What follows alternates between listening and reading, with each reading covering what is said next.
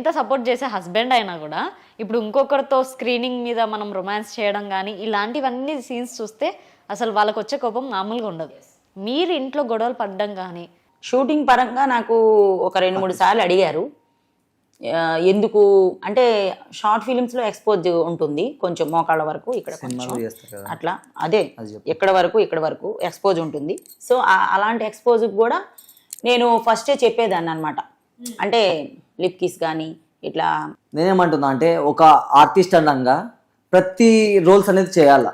ఒక artist అన్నంగా even పెద్ద పెద్ద హీరోలు చిరంజీవి, అల్లు అర్జున్ ఎవరైనా కానీ ఆల్రెడీ చిరంజీవి గారికి మ్యారేజ్ అయింటుంది, ఇంకొక హీరోయిన్ కూడా మ్యారేజ్ అయింటుంది. సో ఒక సినిమా వచ్చినప్పుడు ఆర్టిస్ట్గా ఈ డైలాగ్ చెప్పాలన్నప్పుడు లిప్ కిస్ ఉంటుంది, ఖచ్చితంగా వాళ్ళు చేస్తున్నారు కదా. సో ఈవెన్ ఎవ్రీ పెద్దోళ్ళు చేసే తప్పు కాదు, చిన్న చిన్న ఆర్టిస్ట్ ఇట్లాంటివన్నీ చేసే తప్ప. ఇప్పుడు చిరంజీవి గారికి వాళ్ళకు కూడా వాళ్ళ వైఫ్ రిస్ట్రిక్షన్స్ పెడతారు కదా.